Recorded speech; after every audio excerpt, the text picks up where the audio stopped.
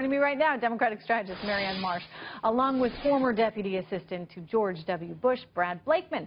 Good to see you guys. Brad, thanks. I'll start with you. I realize she's pro-refugee, very pro-refugee. She wants to bring in 65,000 Syrians right into this country with open arms. And, she's a lot like Angela Merkel in that sense. We know how badly this is working out in Europe. But, come on, was this a bit of a screw-up here by her campaign? I mean, shouldn't she be selling the idea that she's going to fix the economy so Americans can go to work here as opposed to weaving in the whole refugee storyline with this? You would think so, and under George W. Bush's administration, I was in charge of vetting and research. I had my team vet every place the president went and every person he met, and you would think they would be able to head this off at the pass. Hillary wants to have her cake and eat it too. Outsourcing jobs overseas, what's the difference if you're outsourcing them at home? And by the way, take a look at the Inspector General's report of the State Department. Under Hillary's watch, there's $6 billion that's missing. They can't find. And I would say that pales in comparison to any lost income for Americans that happened under Donald Trump's making a few ties.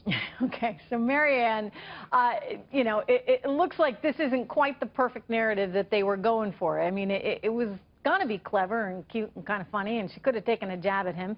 But, it turns out apparently not all those Americans working to make those ties there are really American. Look, I think Hillary Clinton has the advantage here because she's actually talking about the economy today, and Donald Trump is still in fights that he shouldn't be in. With 96 days left in this campaign, any day you're not talking about the economy, any day you're not talking about jobs in America, any day you're not doing that is a day your campaign is lost and you're not going to get back. Donald Trump isn't talking about any of that today, and she's done that consistently every single day since last Thursday. Through Ohio, Pennsylvania, Colorado, all the battleground states. But Donald Trump's in Florida today. He's not talking about that. Marianne, one of the things he is talking about today, and this is unsettling for all of us, is this cash payment. Cash. $400 million that was made to Iran on the exact same day that Iran set those hostages free. So, when it comes into question, of course, her credibility, her trustworthiness, etc., she is, after all, the person that initiated these talks with Iran. Is this going to come back to haunt her?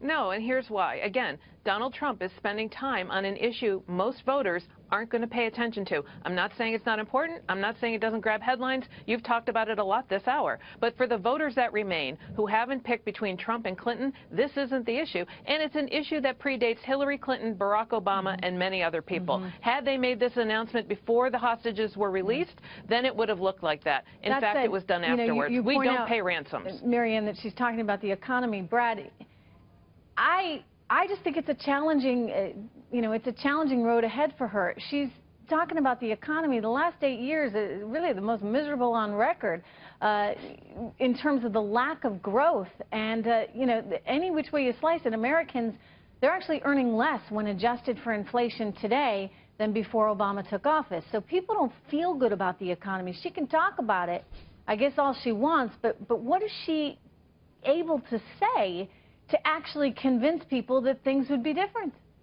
Well, look, she can't say very much because she's tied at the hip to Barack Obama. If it wasn't for bad news, there wouldn't be any news on the economy. Take a look at the numbers that came out a few weeks ago on GDP. What, we're at 1% growth?